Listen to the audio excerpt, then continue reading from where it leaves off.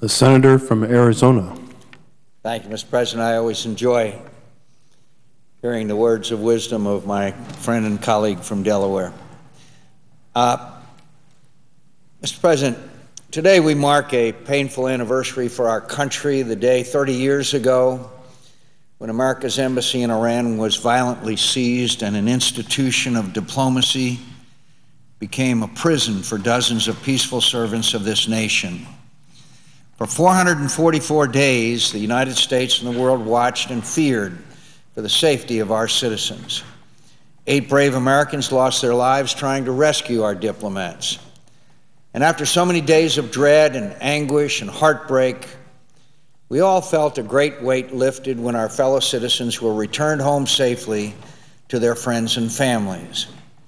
Today, we express our deepest gratitude to those Americans taken hostage in Iran 30 years ago, and to those who died to save them. They all gave more for our country than should be asked of any public servant, and we thank them for it. Today, however, we are also mindful that the pain and suffering that began on November 4th, 1979, did not end after only 444 days.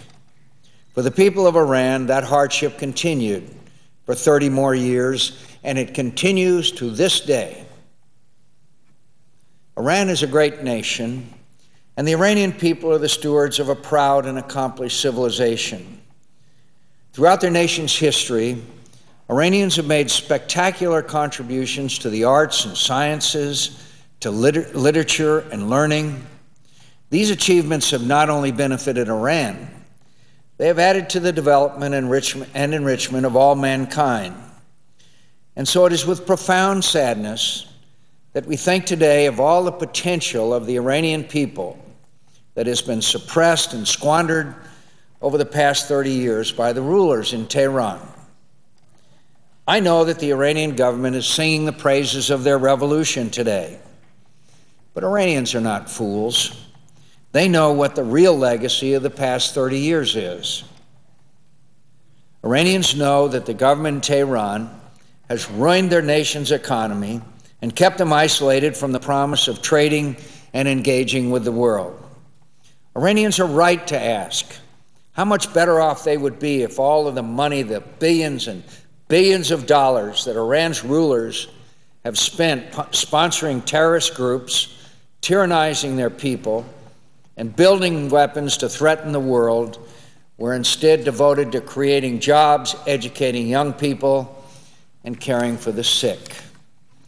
Iranians are right to wonder why a country so blessed with natural resources cannot meet the basic needs of so many of its own citizens, and yet corrupt members of the ruling elite are stuffing the wealth of their nation into their own pockets.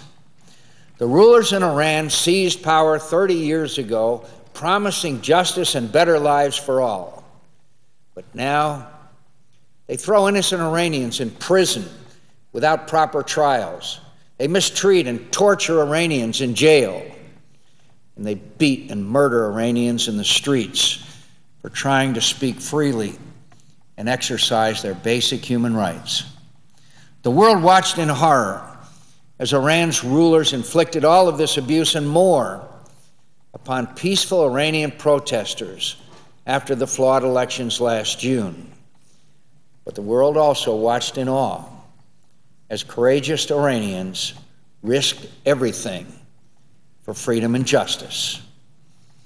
We Americans reflect with sympathy on Iran's continuing struggle for human dignity and human rights.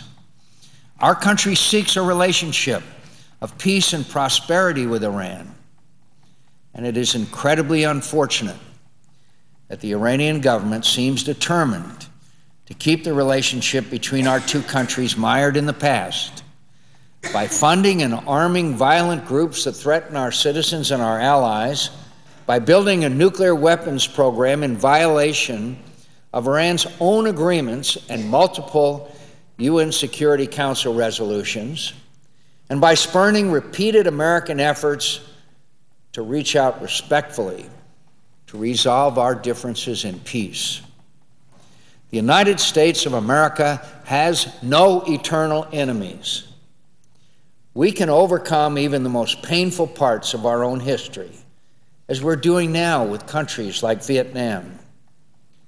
So today, on this solemn anniversary of the hostage crisis in Iran, we honor our fellow Americans whose lives were forever altered by that tragic day. But we also look forward to a new day, a better day, when the long nightmare of the Iranian people is over, and when our two nations share a relationship of mutual security, mutual respect, and mutual advantage. Mr. President, I suggest the absence of a quorum.